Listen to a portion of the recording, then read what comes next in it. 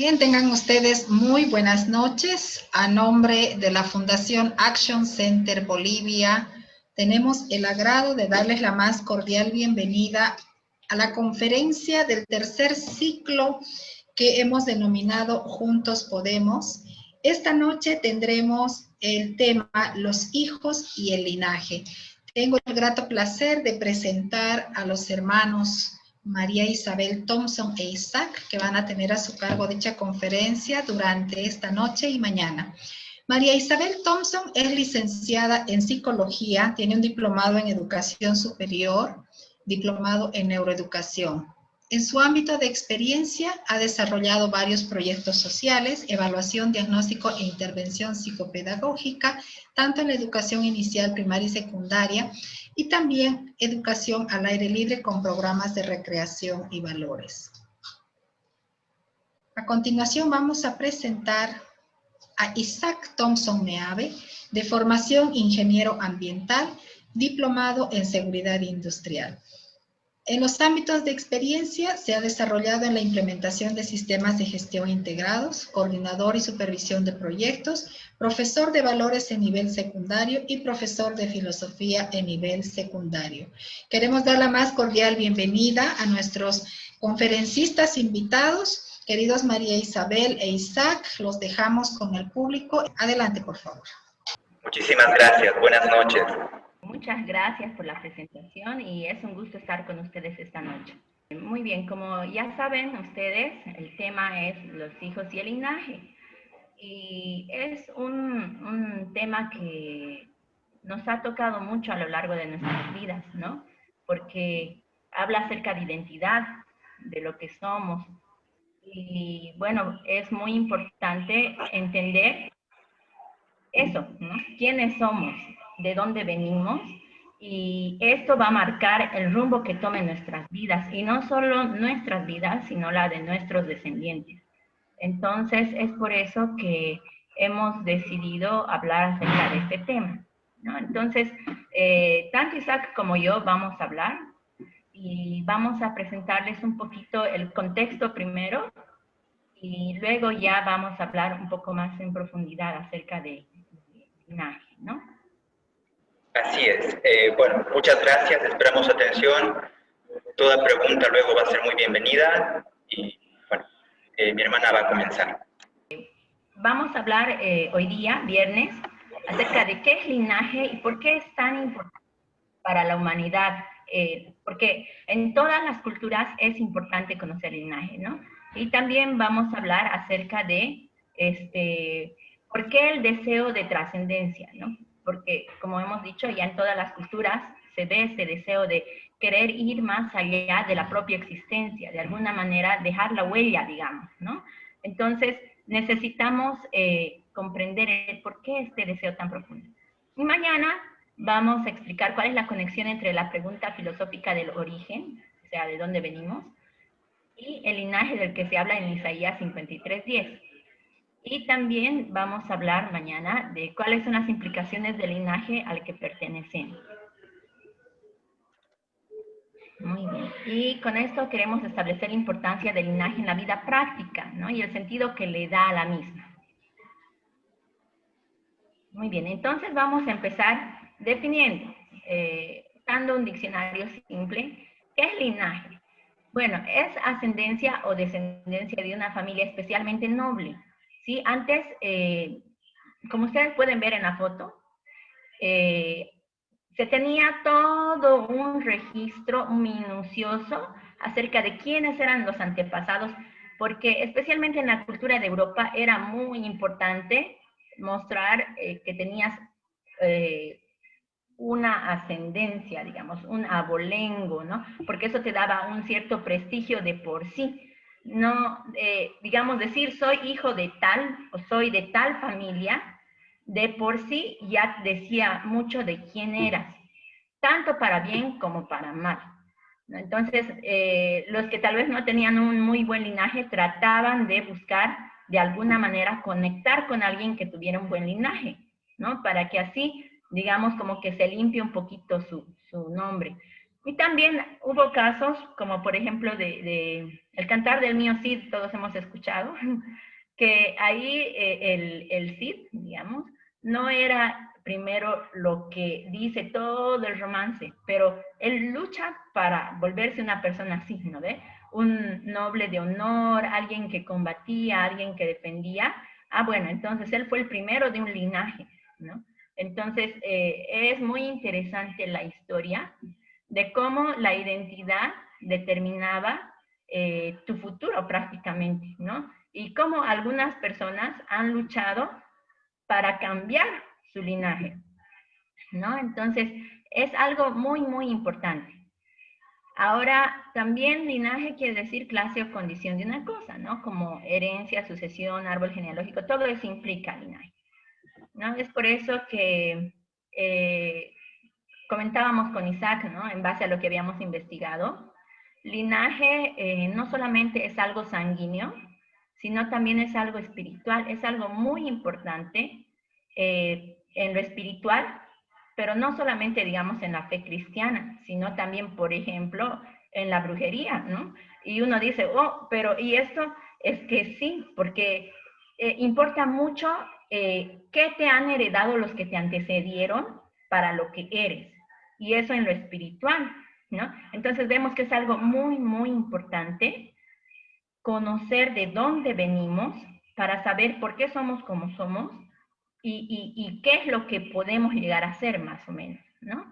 Entonces es muy, muy importante el linaje más allá de solamente la sangre, sino también del legado que hemos recibido de aquellas personas que nos antecedieron y el legado que vamos a dejar a otros que van a venir después de nosotros, ¿no? Eso también es linaje, ¿no? Bueno, ahora vamos a definir según el diccionario Strong, porque una cultura en la que importaba muchísimo el linaje es la cultura hebrea.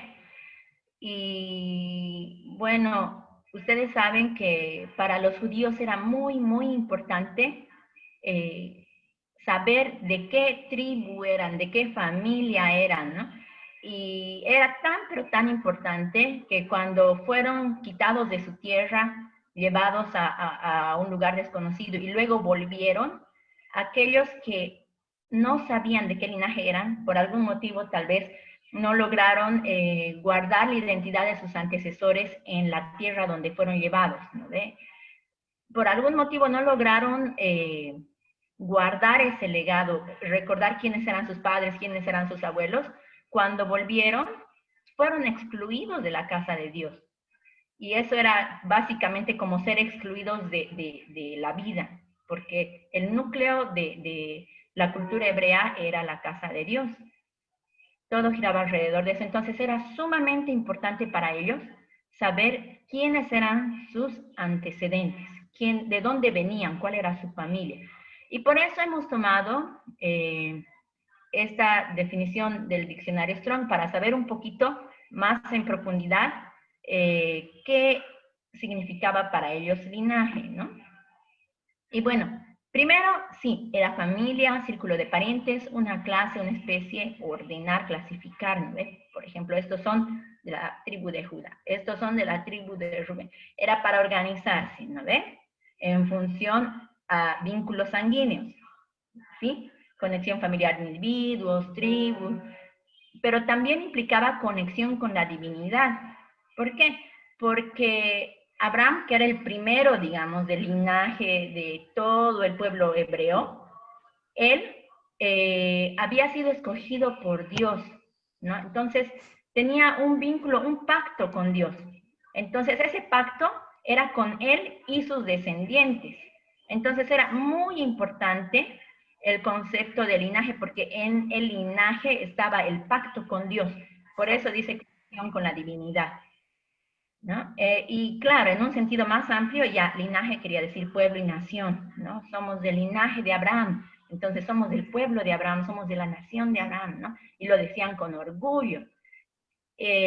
Bueno, pero ese significado se extendió un poquito más allá incluso, ¿no? Como gremio, organización de gente que tiene el mismo trabajo, porque Ya después de la repatriación, después de que volvieron de Babilonia, en las sinagogas, por ejemplo, se reunían los que tenían un oficio similar, ¿no? Y era muy, como el oficio se heredaba de padre a hijo, etcétera, sí, tenía que ver el oficio con los vínculos sanguíneos, pero a veces no necesariamente era un vínculo sanguíneo, sino que eran personas con las que convivías todos los días, ¿no? Entonces, eso también era tu linaje. Y bueno, puse ahí esas fotos para que vean que más o menos el mismo concepto hay en otras culturas. Por ejemplo, ese es un escudo familiar de apellido Caballero, ¿no ve? Y ahí uno como que quería explicar el origen que tiene mi apellido y era un motivo de orgullo poner el escudo familiar porque denotaba tu identidad, tratabas de poner lo que identificaba a tu familia. Entonces, estos eran unos guerreros, por ejemplo, eran defensores de la corona, ¿no? Entonces, tu identidad, tu linaje estaba representado ahí. Lo mismo ahí en un árbol genealógico, me llamó mucho la atención porque en ese árbol genealógico, en vez de ir de, digamos, abuelos, y cuántos hijos tuvieron los abuelos, luego los nietos, va al revés. Es como que terminan en una persona y esa persona muestra todos los vínculos para arriba que tiene. Es decir, quiénes son sus padres, quiénes son los padres de sus padres, quiénes son los abuelos de sus padres y eso se va extendiendo más, ¿no? Entonces es como que la ramificación se hace para arriba. Y digamos, lo más amplio son los antecesores, no los sucesores.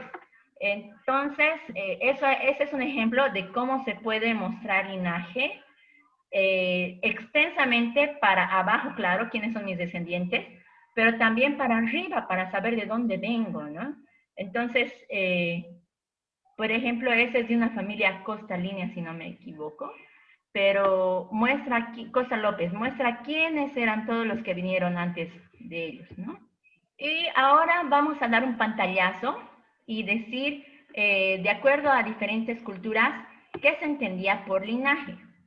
Sí, he puesto un ejemplo solamente de Asia, pero en toda la cultura asiática era muy importante el linaje.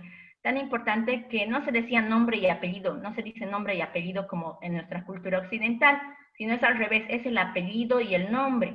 Porque primero te identificas cuál es tu familia y luego cuál es tu nombre propio, digamos. Y en la India, el sistema de castas era muy estricto. Entonces, así se aseguraba que tu linaje iba a ser puro, purísimo, y que no te ibas a mezclar con otra sangre, digamos. Es un ejemplo muy severo, ¿no? Porque habían castigos terribles para las personas que osaran mezclar su linaje, ¿no? O sea, pasar de una casta a otra, ya sea para abajo o para arriba, habían castigos muy severos. Entonces, en India lo más seguro era que tu linaje iba a permanecer tal cual, seas de un linaje alto o seas de un rango bajo. Bueno, en Grecia, cuando se habla de familia, se habla de oikos. Y oikos no era la casa física solamente, sino más bien era la familia, ¿no ve? Y koinonía también porque tenías comunión con las personas de tu casa, una relación de convivencia diaria, era un vínculo, digamos, un cariño de convivencia cotidiana, ¿no? Y había sí la identidad biológica, pero no solamente la identidad biológica, sino también un vínculo afectivo muy fuerte, ¿no? Claro, en esta cultura, como en casi todas las culturas antiguas, había una preeminencia masculina. Claro que esto no implicaba que solamente el hombre era el que gobernaba, más bien la mujer era como la que co-gobernaba, porque el hombre se encargaba de los asuntos externos de la casa y la mujer se encargaba de los asuntos internos. Entonces, el linaje estaba dado por el varón, pero todos participaban de alguna manera en él, ¿no? La administración de los hijos era compartida y la crianza de los hijos era responsabilidad de la casa. Era muy, muy seriamente tomada la educación en Grecia antigua, ¿no? Y por eso también, de alguna manera, se conservaba la cultura, ¿no? En el pueblo de Israel, como ya hemos hablado un poquito antes, era sumamente importante mantener el linaje. O sea, no se podían casar entre diferentes tribus, ¿no? Tenían que conservar la línea de donde venían. Y Isaac yo creo que nos va a explicar un poquito más eso, pero esto se hacía más que todo porque, por ejemplo, ellos esperaban que de la tribu de Judá tenía que venir el Mesías, ¿no ve? Entonces ellos querían asegurarse de que esto iba a ser así, ¿no? Bueno, el linaje también estaba dado por la circuncisión. Si eras judío, si eras israelita, tenías que estar circuncidado, ¿no? Era una señal física de tu linaje. Entonces, era casi como una vergüenza no tener esa señal física, ¿no? Bueno, y también era muy, muy importante en el sentido de herencia, porque si eras de tal linaje ibas a recibir la herencia que toda esta familia había recibido de generación en generación. Entonces, tenías esta tierra que había sido de tu padre, de tu abuelo, de tu bisabuelo, etcétera, ¿no? Era como que el linaje estaba ligado también a la tierra, ¿sí? Entonces, el tema de herencia era muy importante en ese sentido. Sí, aquí hay algunas frases que hablan acerca de el linaje en Grecia, ¿no? Aquí muestran que el hombre y la mujer son complementarios y entre ambos, digamos, fundan el linaje. Y luego Platón habla de que el objetivo primario y natural de toda persona es la generación y educación de los hijos. Entonces, para ellos era sumamente importante la función de generar vida, y no solo generar vida, sino también educar a los hijos que se tuvieran, ¿no? Era muy importante la cuestión del linaje también para ellos. Y bueno, luego vemos la cultura europea, y es muy interesante porque ellos toman muchos conceptos de la cultura hebrea, pero también toman muchos prejuicios de la cultura hebrea, ¿no? Por ejemplo, los hebreos pensaban que eran superiores a todos los demás pueblos, ¿no ve? Eran los gentiles y los hebreos, ¿no ve? Y si no eras hebreo, ellos decían, gracias a Dios porque soy hebreo y soy varón, y no me acuerdo, había algo más. Era tan importante para ellos su linaje, ¿no? Y los europeos tenía un sentido positivo y un sentido negativo, ¿no? Esta cuestión del linaje, porque ellos como que, habíamos dicho, ¿no? Mostraban su nobleza mediante su linaje. Y era también como que si soy de tal línea, si soy de tal familia, entonces cumplo esta función en el reino. ¿Sí? Eso estaba perfecto, porque era un factor de estabilidad para la monarquía, ¿no? Y también en un sentido de honra. De por sí, si te presentabas si eras de tal linaje, entonces como que ya te respetaban y honraban por eso, ¿sí? Pero también, en cierta manera, había un sentido negativo. Por ahí alguien había deshonrado el nombre de tu familia. Entonces, sufrías tú las consecuencias de lo que hayan podido hacer tus padres o tus abuelos, ¿no?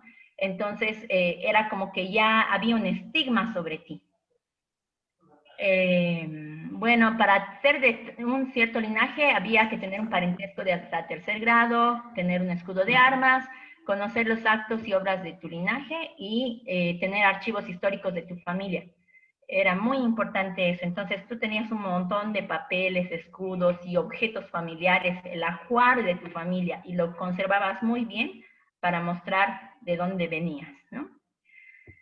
Bueno, ahora sí, Saquito, ¿quieres continuar explicando o tal vez añadir algo? Entonces, como decía mi hermana, gracias al tema del linaje, empezó un deseo de trascendencia.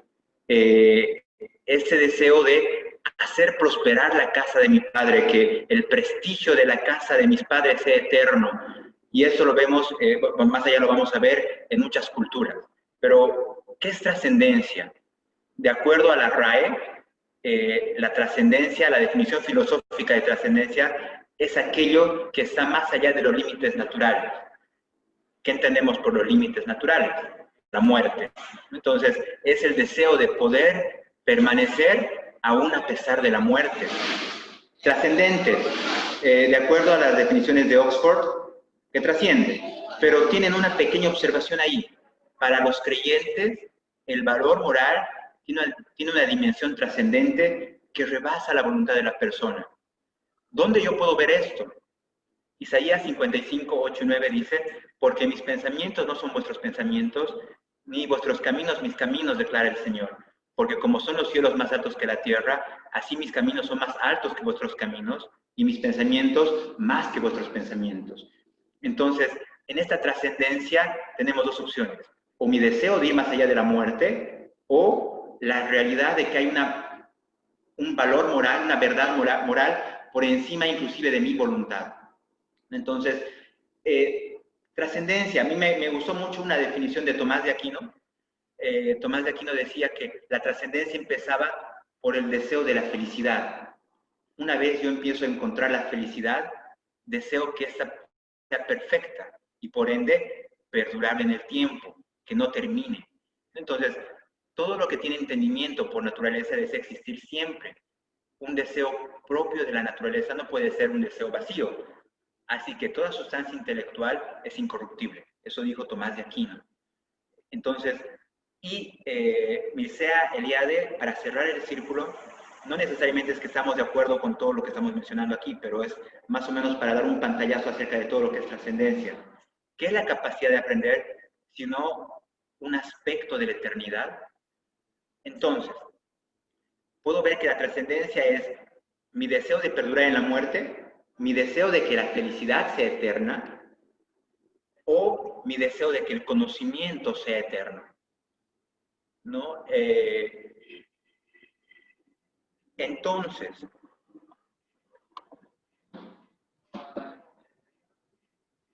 vamos al siguiente punto, o al punto al que quería llegar, mejor dicho. ¿Es el deseo de trascendencia un instinto de conservación? ¿Podríamos decir que la trascendencia es el mero instinto de tener miedo a morir, en otras palabras? Vamos por ahí.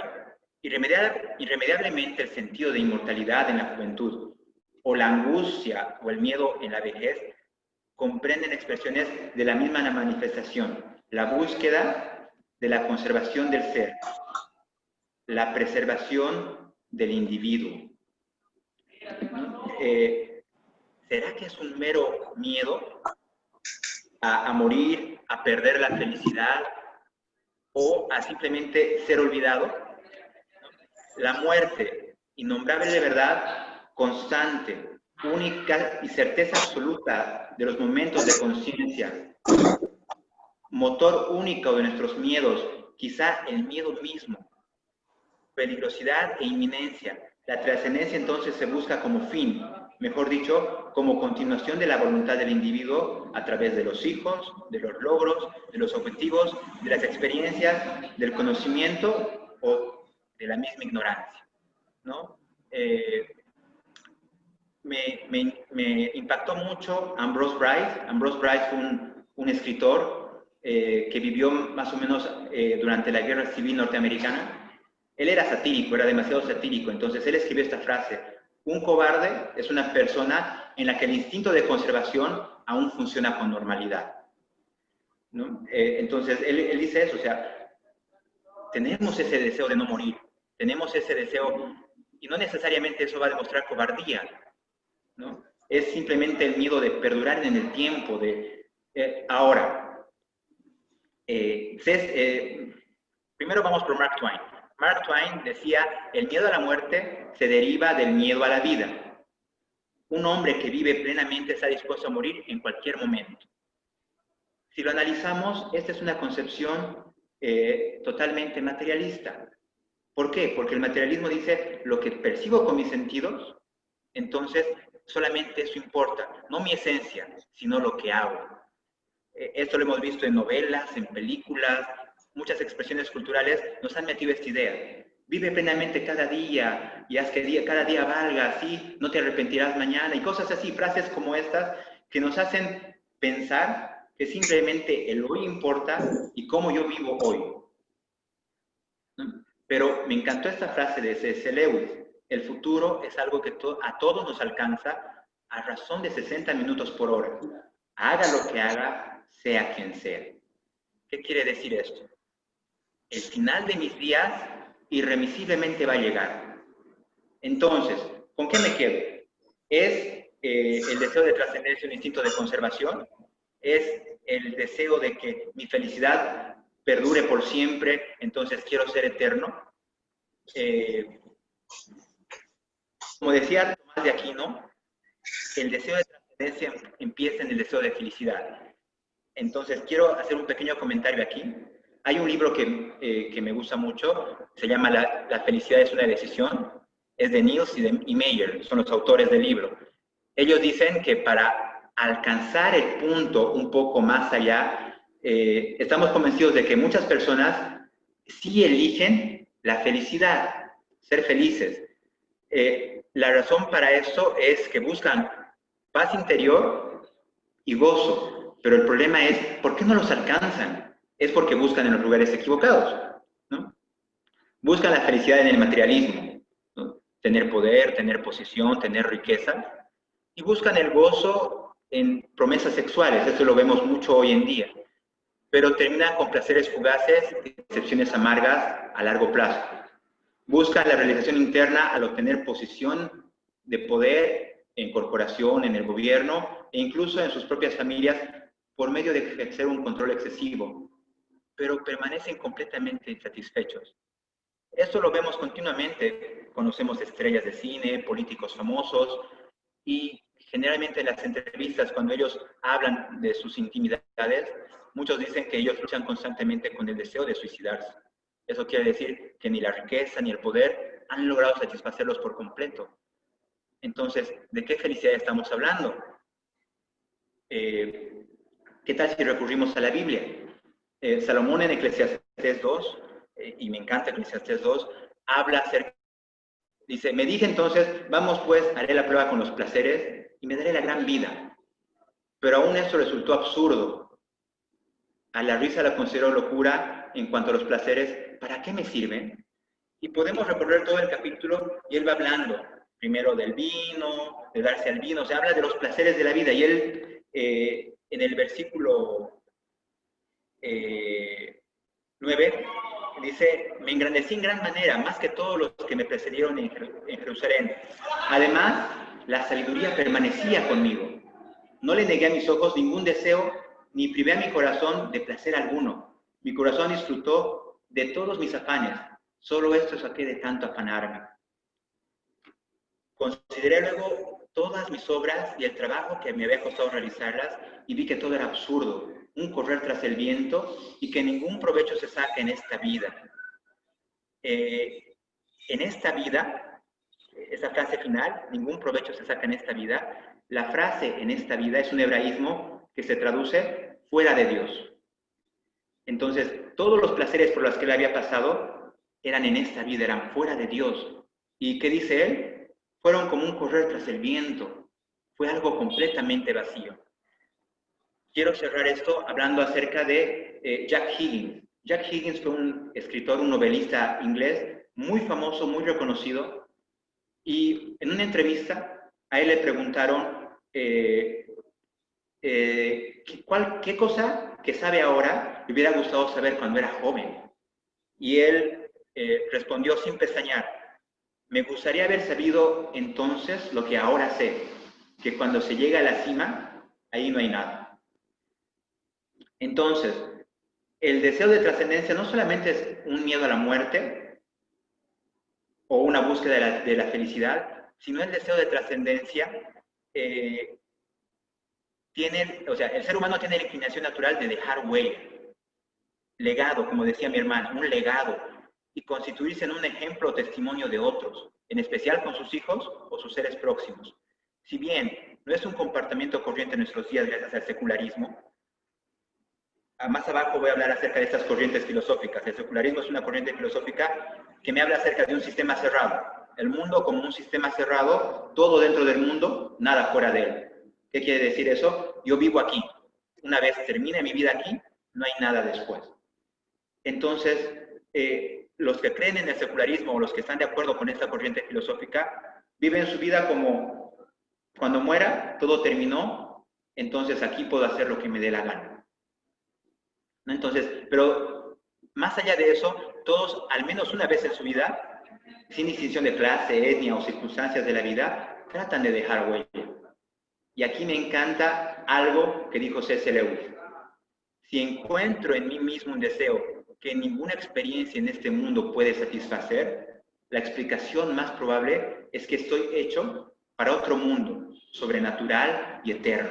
Y ahí es donde yo quería llegar con el comentario que hice hace un momento. Nada de lo que está en este mundo, podemos verlo a través de las corrientes filosóficas, podemos verlo a través de la Biblia, con Salomón como ejemplo, o utilizando el ejemplo de Jack Higgins, que decía, he tenido todo el éxito que quería, he tenido toda la riqueza y el poder que quería, pero si hubiera sabido que cuando se llega a la cima, ahí no hay nada, me da a entender de que esa no es la trascendencia que buscamos, hay algo más allá. Y este dejar huella habla de nuestros hijos, pero este dejar huella es como marcar un camino para la eternidad. ¿Entienden? Entonces, la prueba de la moral de una sociedad es lo que hace por sus niños. Eso dijo Dietrich Bonhoeffer. ¿Qué hizo Dietrich Bonhoeffer? En la época de la Alemania nazi, él dio la vida por no venderse al partido nazi y no aliarse con ellos diciendo que estaba bien lo que estaban haciendo. Él más bien levantó su voz y dijo, esto no está bien. Y lo fusilaron. Pero, ¿qué es lo que estamos haciendo nosotros? ¿Cómo estamos dejando la huella? Jim Elliot es otro ejemplo que me encanta. Jim Elliot fue un misionero que se fue al Ecuador, un misionero norteamericano que se fue al Ecuador a evangelizar a tribus que nadie había evangelizado. Una de ellas era una tribu guerrera y acabaron matándolo. Y él decía, ¿no es loco aquel que entrega lo que no puede retener? ¿Qué es lo que no podemos retener? Nuestra vida. Para ganar aquello que no puede perder. ¿Qué es lo que no vamos a poder perder? Eternidad.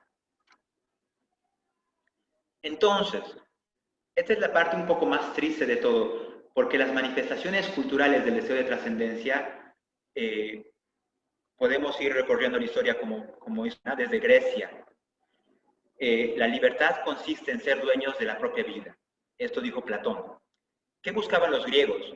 Los griegos, a través de la historia de ellos, del imperio griego, cada vez humanizaron más a los dioses. Al humanizarlos, los hicieron cada vez más pequeños y engrandecieron más al hombre, lo hicieron más grande. Roma, la felicidad del ambicioso depende de la acción ajena, la del voluptuoso de sus pasiones, la del prudente de sus propios actos. En Roma empezó un poco lo que es el materialismo. Todo lo que está aquí, solamente lo que está aquí es lo que vale. Y también empezó lo que es el existencialismo, ¿no? No es no es mi identidad lo que me define, sino lo que hago, ¿no?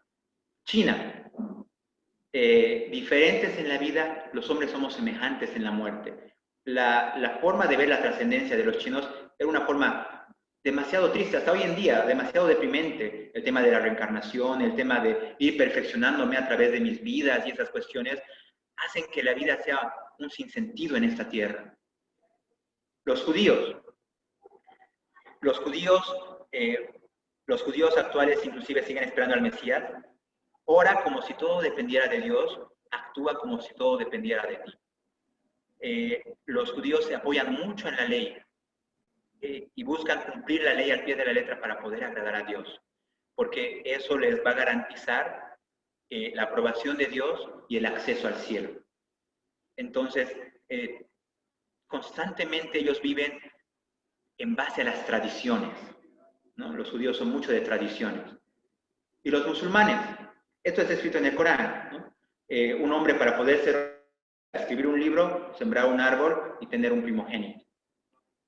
Escribir un libro, trascendencia cultural, ¿no? Que mi nombre sea recordado a través de lo que yo dije, a través de lo que yo escribí.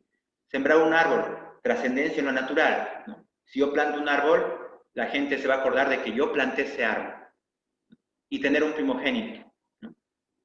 Mi trascendencia biológica, la huella que yo voy a dejar en esta tierra de lo que he hecho, de todo lo que he dejado a través de mis hijos, ¿no? Ahora, después de estas manifestaciones, podemos ir más allá a la Revolución Francesa y llegamos al racionalismo.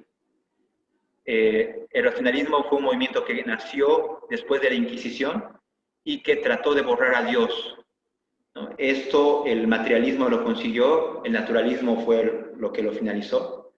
El racionalismo dice, René Descartes, pienso, luego existo. Entonces, ¿cuál es mi trascendencia? Mi trascendencia está en lo que yo puedo dejar a través de la cultura, ¿no? Mis sentidos, entonces, lo que yo escriba, lo que yo diga a través de la cultura, va a hacer que yo sea un ser trascendente o no. Y esto es triste porque no necesariamente podemos ver gente que haya podido trascender por lo que escribió, y eso lo vamos a ver más allá. El existencialismo,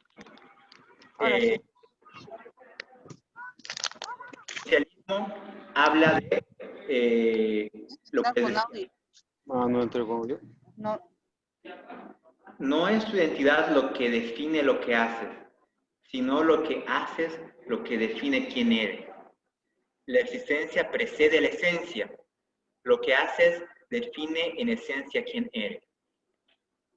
El problema del existencialismo es que decía que no importaba si Dios existía o no, el mundo iba a seguir tal cual era, ¿no? Entonces, la esperanza es el peor de los males, pues prolonga el tormento del hombre. Friedrich Nietzsche. Nietzsche fue uno de los filósofos que fue el mentor de Hitler. Y Nietzsche tenía ese concepto de todo termina acá. Entonces, de nada sirve vivir como si hubiera algo eterno. Vivamos para el hoy.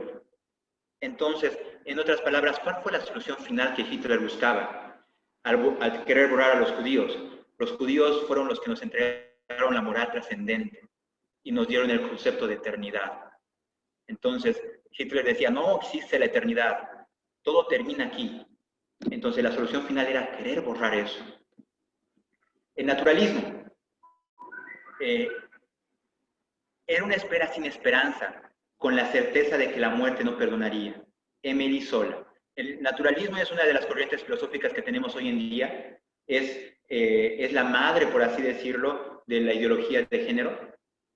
El naturalismo es que solamente importa lo que yo percibo y que la naturaleza es la que nos ha creado. Hay que me encanta en este momento, no recuerdo muy bien su nombre. Él nos dice, si somos fruto de la casualidad, entonces el desastre o arcoíris. Y cuando el hombre empieza a matar al hombre, simplemente estamos viendo al hombre, al ser humano, adorando a su hacedor. O sea, la naturaleza, como nuestro creador, puede ser lo más cruel que existe, porque ahí dependemos de nuestros instintos, y ahí la trascendencia no interesa, ¿no? Entonces, quería cerrar esta partecita con, ¿qué es la vida? Un frenesí. ¿Qué es la vida? Una ilusión, una sombra, una ficción, y el mayor bien es pequeño, que toda la vida es sueño, y los sueños, sueños son. Este es Calderón de en La vida es sueño, y nos muestra ese existencialismo como viendo a la vida como algo ya perdido, como algo que no tiene o sea, que tiene un final y después de eso nada más. Entonces, aquí quería hacer un comentario. Jesús trató de poder juntar todas estas corrientes de pensamiento. El existencialista, por ejemplo, es motivado por el presente, por el momento, el hacer ahora. El tradicionalista lidia con el pasado. Por ejemplo, los judíos eran tradicionalistas. Para ellos era muy importante el pasado para poder vivir recién el presente. Y el utópico, los marxistas, por ejemplo, eran utópicos. El utópico vive para el futuro, ¿no? La Unión Soviética mató a más de 60 millones de personas tratando de construir un futuro, sin vivir un presente. Ahora, Jesús tomó el pan y lo partió y dijo, coman, este es mi cuerpo, y beban, este es mi sangre, ¿no? En Corintios dice, tomó el pan y lo partió y dio a sus discípulos. Tomó el pan y lo partió ahora. Él estaba respondiendo al existencialista. Y dice, cuando partimos el pan, proclamamos la muerte del Señor. En el pasado, él estaba pudiendo responder al tradicionalista. ¿Hasta cuándo? Hasta que él vuelva en el futuro, ¿no? Entonces, para el Señor, todo tiempo es importante. O sea, Él interesa nuestra vida en todo tiempo, pasado, presente y futuro. Las corrientes filosóficas se dedican a un solo tiempo, pero realmente lo que Dios hizo es perfecto, entonces Él se dedicó a todos los tiempos. Si vemos las corrientes filosóficas, sinceramente yo me deprimo. Me encanta leer acerca de esto, pero es deprimente, porque vemos tropiezo tras tropiezo del hombre. Pero lo genial de esto es, al Señor no le importa solamente el pasado, no le importa solamente el presente o el futuro. Él es el Dios de toda la historia. Y a través de la historia podemos ver, podemos hacer una transversalización y rescatar. Cada expresión, cada deseo del hombre nos dirige solamente a un punto, ¿no? Y este punto es Dios. No sé si quieres agregar algo más, hermanita Isabel. Bueno, creo que eso sería todo. Si es que alguien tal vez tiene una pregunta, creo que este sería el momento para hacerla. Y mañana continuamos con el resto de la exposición.